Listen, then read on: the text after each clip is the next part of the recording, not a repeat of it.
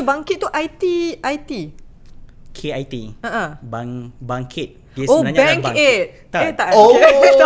Tak. oh, that makes sense. Selamat datang ke Berita Semasa. Ting, Ni ting, ting, ting, ting, ting. bukan berita. Ini bukan berita. Ya. Hello everyone, selamat datang ke The Let's Talk Show with Bank Islam bersama dengan saya Dahlia Syazwan. Dan Hizman Huzaid. Dan dalam rancangan ini kita membawakan kepada anda cara-cara untuk menjadi kaya dengan ilmu-ilmu kewangan.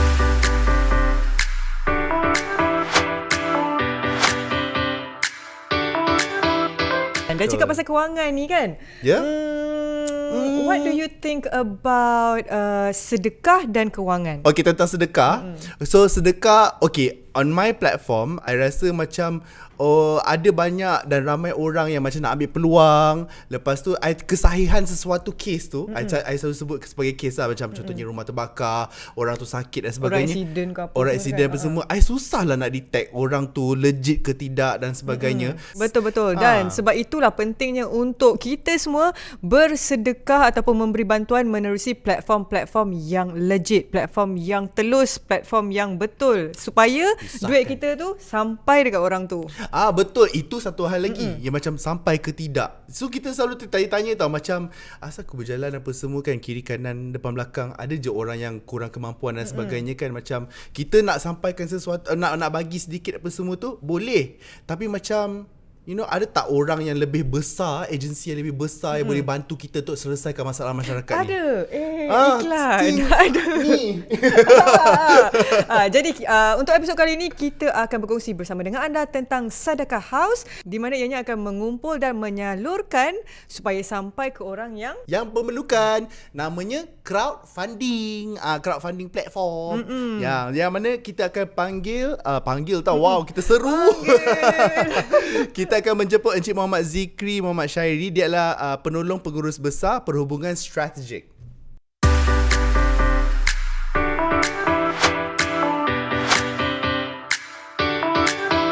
Kita bersama dengan Encik Muhammad Zikri Muhammad Syairi. Sebelah saya, penolong pengurus besar perhubungan strategik untuk Bank Islam. Dan hari ni nak cakap pasal Sedekah House tadi. Dahlia ada mention tadi. Sedekah House tu apa? bukan dia sedekah. Kering tekak sebab ada cawan kat depan. Sedekah House, Ustaz. So apa itu Sedekah House tu apa? Okey. Sedekah House ni dia merupakan platform untuk kita menerima dana sumbangan orang ramai. Okey. Sama ada dalam bentuk sedekah ke derma daripada sesiapa sahaja di luar sana, dermawan sama ada Muslim ataupun bukan Muslim, yang diuruskan sepenuhnya oleh Bank Islam. Sedekah House ini kita terima dana, kita uruskan dana tersebut dan kemudian kita akan agihkan dana tersebut. Jadi pada para dermawan ni, mereka akan rasa lebih selesa. Sebab mereka tahu bahawa di belakang Sedekah House tu ialah sebuah bank yang akan memastikan setiap ringgit dan sen yang mereka sumbangkan itu akan dipastikan sampai kepada penerima-penerima manfaatnya. Kalau macam Ustaz kan, dia pada apa projek-projek yang pernah Ustaz sendiri tengok buat, lepas tu rasa macam wow, Menerusi platform sedekah ni. Projek-projek ni kami bahagikan kepada 4 fokus sektor ataupun 4 kumpulan. Kita fokus kepada kesihatan, kita fokus juga kepada pendidikan, alam sekitar dan juga pemerkasaan masyarakat. Alam sekitar. Jadi untuk alam sekitar, kita turun masuk ke kampung orang asli yang 16 km jauh daripada jalan besar. Jadi di sana kita pasang sistem solar. Okay, so tadi kita cakap pasal alam sekitar. Lepas tu ada apa tadi, pemerkasaan masyarakat. Pemerkasaan masyarakat. Pemerkasaan masyarakat ni kita melihat bagaimana untuk kita bantu masyarakat ni yang berada dekat peringkat akar umbi ni kan, rakyat-rakyat yang berada dekat kampung, yang berada dekat pedalaman. Contoh yang kami pernah buat ni di Ranau, Sabah. Kita ada ramai orang-orang yang berada di pedalaman, anak-anak gadis di pedalaman sebagai contohnya, iaitu kita sumbang washable pad kepada mereka. Disebabkan oleh kesempitan kewangan, jadi mereka ni kadang-kadang mereka membuat tuala wanita itu dengan bahan-bahan yang kata apa, yang bahan yang biasa-biasa, bukan yang macam pad yang kita boleh biasa tu okey lagi, tapi kalau bahaya. Sebab pada mereka kan nak beli RM7 tu, baik dia beli roti. Betul. Kan, sebulan nak spend RM7. Sebab orang kata sekarang menstrual pad tu sebenarnya dah consider human rights dah. Betul.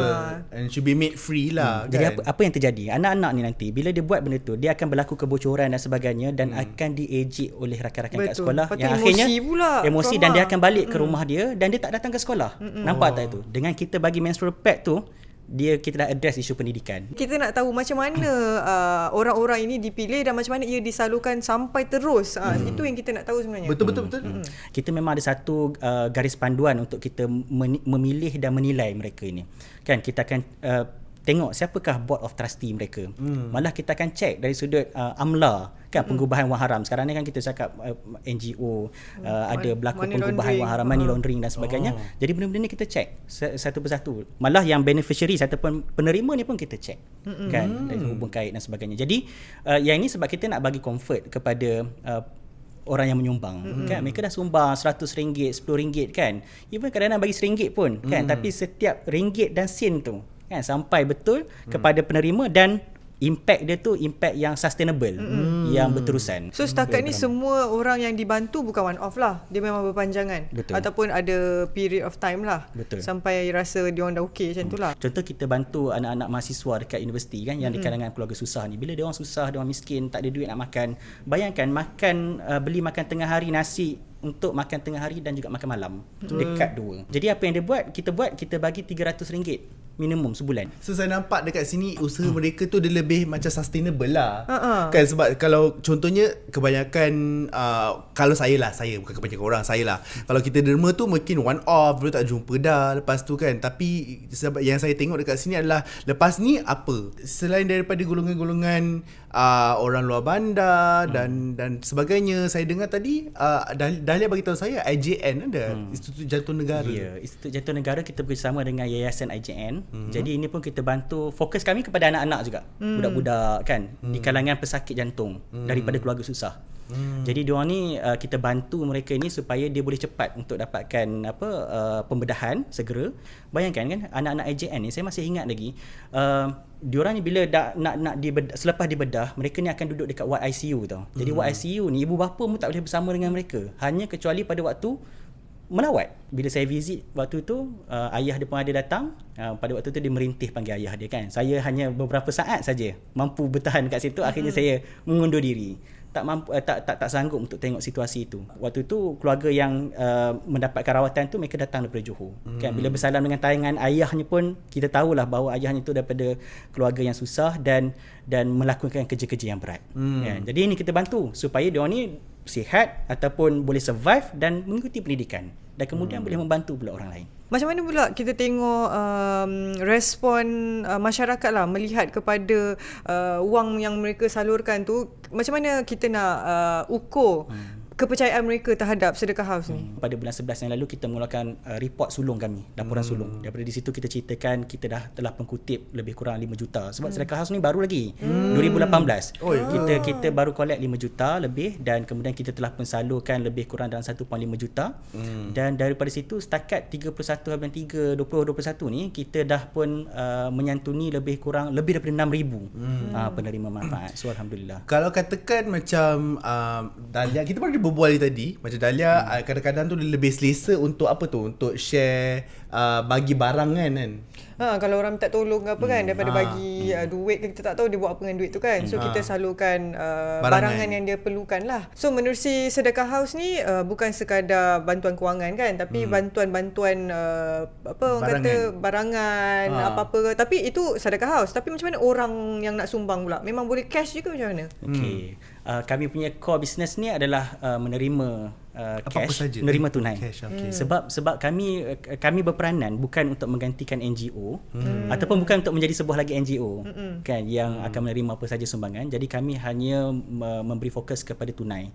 Tetapi kalau kata ada juga yang ingin memberikan sumbangan secara dalam bentuk barangan, iaitu bergantung kepada siapa NGO yang kami bekerjasama.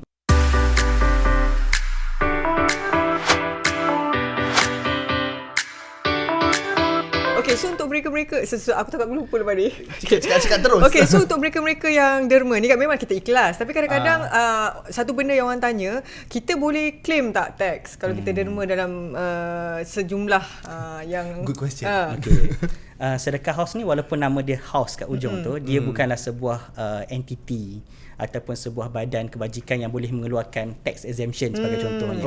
Kan, jadi dia ada merupakan satu platform saja. Sama mungkin macam platform-platform crowdfunding yang ada di luar sana. Jadi apa yang kita buat untuk memenuhi permintaan golongan dermawan yang sebegitu, kita akan minta NGO-NGO kita tadi yang mana yang boleh keluarkan, yang boleh keluarkan apa nama tu, tax exemption kan. Waktu itu baru kita akan salurkan. Contoh kalau katalah macam Dahlia bagi 1,000 kan, Boleh, sebagai permulaan dia nak try dulu. Sebagai permulaan dia nak try dulu kan. 1,000 waktu first Ramadan ni kan. And then nak sumbang kepada Yayasan IJM. Okay.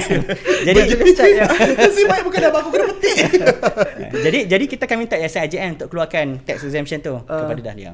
Baguslah tu. Tak, kalau minta tax exemption tu tak mesti tak ikhlas. Tak, aku tanya untuk orang yang orang yang kat nak. luar tu. Yang Aku business tak minded. Macam tu kan. Betul tak? Takkan susah kalau minta tax exemption tu Ya, tak ikhlas tu lah. Betul.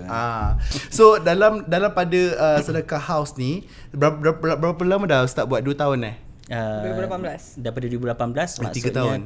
3 tahun. Dah 3 tahun dah. So bila masa mula buat ni dan sebagainya, your most memorable experience masa turun ke padang dan sebagainya. Sebenarnya setiap projek tu bila kami turun ke padang semuanya memorable. Nak menjawab the most memorable tu mungkin projek kami yang di kampung orang asli kan, Wohintik tu, di Tapah, Perak, walaupun sebenarnya 16 km daripada Jalan Besar tu tidaklah terlampau jauh. Ramai je NGO-NGO kita yang turun masuk pedalaman sana kan, yang memang off-road betul-betul. Tetapi dari sudut sumbangan, lepas tu pihak-pihak yang turut bekerjasama dengan kami, bukan sekadar Bank Islam, ramai lagi pihak-pihak yang turut bekerjasama. Yang itu yang membuatkan kita rasa projek yang kita lakukan tu memberi manfaat bukan saja kepada penerima manfaat tu, tetapi kepada ramai pihak yang lain. Tapi sebelum tu saya nak tanya tentang kalau saya nak derma dekat mana? Untuk maklumat lanjut tentang Sedekah House, boleh melayari website kami di www.sedekahhouse.com.my. Di sana kita akan tunjukkan ada 4 cara untuk menderma. Sama ada boleh buat derma tersebut terus di website tersebut menggunakan FPX ataupun menggunakan credit card, ataupun juga boleh kalau kata kita ada Boost e-wallet, so boleh saja scan Boost punya QR code di sana, dan juga boleh saja untuk menyumbang dengan cara transfer, pindahkan dana tersebut ke dalam akaun. Potongan setiap bulan boleh juga? Potongan setiap bulan kita boleh uruskan, tetapi yang itu kena emailkan kepada kami dan kita akan berikan borang yang ada borang khas dia. Banyak cara untuk korang sumbangkan, tak ada alasan dah Ingat guys, www.sedekahhouse.com.my. Yes. Dekat skrip 4 cara. Dekat skrip ni tulis apa? Bukan skrip. Poin ni tulis pembiayaan mikro bangkit tu apa? Okey. Ini satu panjang lagi. dia punya okey tu dalam tu. Okey. Tarik nafas. Takut. Dia sebab mikrobangkit ni adalah satu inovasi daripada Sedekah House. Mula-mula kita buat Sedekah House, and then kemudian orang ramai menyumbang. Daripada Sedekah House itu kita wujudkan 3 jenis dana. Ada dana bersifat umum, ada dana yang bersifat langsung. Umum dan langsung ni maksudnya orang tengok kita ada projek, mereka akan sumbang terus kepada projek-projek tersebut. Tetapi yang umum tu tadi mereka hanya transfer saja duit mereka kepada Sedekah House. Sedekah House manage lah. Bagi kepercayaan kan. Tetapi ada satu lagi dana yang kita wujudkan, namanya adalah dana kekal, ataupun dalam bahasa Inggerisnya perpetual fund. Sebab apa? Sebab ada ramai orang-orang dermawan di luar sana, dia nak bagi sumbangan, tapi dia tak nak sumbangan dia tu terus hangus disumbangkan, habis disumbangkan kepada orang ramai ataupun kebajikan seperti macam tu je. Jadi apa yang dia nak, dia bagi sumbangan, dia kata laburkan, dan kemudian dan hanya keuntungan daripada pelaburan tersebut yang disumbangkan. So kiranya dia saham dunia dengan saham akhirat lah. Dia balance. Dan yang kedua lagi, macam mana boleh lahirnya bangkit ni, ada yang memberikan sumbangan derma tersebut, tetapi dia bagi syarat sumbangan derma ini mesti diberikan dalam bentuk pembiayaan mikro, pinjaman mikro, pinjaman kecil-kecilan, yang mana dia nak akan ada pembayaran semula, supaya pembayaran semula tu kita boleh bagi pula kepada peminjam-peminjam yang lain. So jadi di situ rolling, kita rolling. So selalunya orang yang guna microbangkit ni orang yang berpandangan jauh lah. Mereka adalah golongan yang unbankable. Unbankable ni adalah mereka yang kalau pergi kepada bank untuk memohon pinjaman ataupun pembiayaan, biasanya bank akan tolak. Sebab apa? Sebab faktor pendapatan, dan sebagainya. Dan kadang-kadang kan bila kita lihat ada usahawan-usahawan kecil, contoh kalau kata Perdana Menteri kita selalu gunakan analogi Makcik Kiah berniaga di goreng pisang kan, di PPR. Kebanyakan peniaga-peniaga kecil seperti Makcik Kiah ni, mereka ni tidak memasukkan duit mereka ke dalam akaun bank. Jadi tapi banyak duit. Tapi banyak duit. Dia simpan ke tabung haji, dia simpan ke ASB setiap bulan sebagai contohnya. Tetapi bila nak pinjam kepada bank tak boleh. Sebab apa? Sebab bank tak boleh nak ukur pendapatan dia. Kan? So tak dia apa dipanggil tu kalau kita pinjam tu dia Bank perlukan payslip. Kan payslip tu satu hal lagi. Kalau aku suruh kau sign tu apa? Fotograf. Tak nak lah macam kat kau. Selesai pinjam lepas tu suruh start sign. Garantor. Yang ni tak ada garantor. Yang ni tak ada garantor, tak perlu cagaran dan kita bagi 0% pinjaman tersebut. Maksudnya kalau kata kita bagi pinjam 5,000 lah balik yang peniaga-peniaga atau peminjam-peminjam ni perlu pulangkan balik kepada kita. Perlu bayar semula. Bagus. So macam ni, bila kita cakap pasal sebab tertarik betul lah dengan pembiayaan microbangkit tu. So bangkit tu IT. KIT. Bangkit. Dia Oh, sebenarnya Bank adalah bangkit. Aid. Tak. Tak. Oh, Tak. oh, that makes sense. Oh, betul ke? Tak. Dia sebab bangkit tu, kenapa kit tu kita besarkan jadi KIT sebab Kenapa? kita selain daripada pinjaman, kita juga membimbing dan memberi latihan kepada usahawan-usahawan ni. So Jadi, kit tu adalah? Kit tu adalah ibarat macam satu Kit tool lah, kit kit yang tu. kita berikan kepada mereka. Tak Kan? ID pula tu. Kit. Oh, faham. Okay. So dia adalah sekali lagi dia macam bagi duit, lepas tu letak kat situ, lepas tu ada macam dia tak panggil interest kat sini. Dia panggil apa? Profit rate. Lepas tu profit rate tu kita buat do something about it, macam sedekah macam tu Oh, bagus sebenarnya benda ni. So that is why bila kita bersedekah dekat bank, because they have the capacity of doing so. Faham tak? So that's asal aku pernah macam tu. Betul lah. Tak, aku macam tengah atur orang punya bank kan. Macam ni start, cara dia buat macam ni lah tiba kan. Tapi yang pembiayaan microbangkit ni untuk memang golongan yang unbankable lah. Betul. Yang mereka yang tak boleh nak ambil loan. Yes. Tu penting orang tahu tu. Yelah Kan tu. orang-orang macam kau minta kan. Aku bagi aku minta. Kalau His minta memang kita akan Reject lah. minta maaf lah His. Itu sopan lagi tu. Aku setengah staff dia campak je kat aku kan. Tu penting lah untuk orang-orang yang tengah tengok ni. Kalau anda adalah antara mereka yang unbankable, yang susah nak buat loan, kan? yang tak ada payslip dan sebagainya kan. Betul tak Ustaz? Apa contohnya, apa lagi unbankable, orang asnaf lah, golongan asnaf. Golongan asnaf. Golongan asnaf pun boleh buat bisnes Betul. Okey. Ramai je yang berniaga macam tadi Makcik Kiah tadi kan. Kadang-kadang ramai juga di kalangan mereka ni asnaf. Kita nampak yang berniaga goreng pisang dekat wilayah Persekutuan kan. Kadang-kadang kita nampak gerai dia usahawan asnaf mawid contohnya. Kan. Jadi dia adalah asnaf tetapi dibantu kan. Jadi dia sebenarnya kadang-kadang berpotensi berniaga goreng pisang. Kalau kata kita ajar dia macam nak mengkomersialkan goreng pisang dia. Kan. Goreng pisang cheese. Lepas tu buat pula konsep dropship ke sebagainya kan. Agent Jadi Food hebat. truck bagai. Betul. Jadi hebatlah dia dan boleh mengubah masa depan dia. Ramai Betul. kan sebenarnya B40 yang ke arah perniagaan dan sebagainya. Cuma usahawan kita ni. tak berikan peluang je kepada mereka ni. Yang tu Betul. kita nak bantu melalui bangkit ini dan kita memang mengharapkan juga bukan sahaja mereka untuk datang apply memohon, tetapi juga di kalangan dermawan-dermawan ni turut bersama dengan Sedekah House. Betul. Jadi mereka bersama-sama dengan kami untuk kita melebar luaskan lagi kan cakupan kita, lebih ramai dapat dibantu. Sikit lagi lah nak tambah pasal pembiayaan microbangkit ni. Siapa yang eligible, macam mana kita nak tahu kalau dia usahawan wanita lah contohnya kan. Okey, apa yang dia kena ada ataupun yalah macam mana susahnya dia nak make sure dia dapat approval tu. Okey. Yang paling penting pembiayaan microbangkit ni tidak ditawarkan di cawangan-cawangan kami. Sebab kita bekerjasama dengan rakan pelaksana seperti NGO dan sebagainya, yang mana NGO dan rakan pelaksana ni lah yang akan mengenal pasti siapakah kumpulan-kumpulan ataupun bakal-bakal penerima, bakal-bakal pemohon. Kalau kata macam tadi tiba-tiba ada seorang yang melihat kepada rakaman kita ini kan dan ingin memohon tentang bangkit, biasanya kita akan minta mereka datang memohon ke ibu pejabat. Jadi kita akan nilai mereka ni akan sesuai untuk berada di bawah NGO mana, di bawah rakan pelaksana yang mana. Sebab kita penting rakan pelaksana ni lah yang akan memberikan latihan dan yang akan membimbing mereka 6 bulan, setahun, 3 tahun kan. Kalau tidak kita tak dapat nak capai objektif untuk membangunkan mereka ni.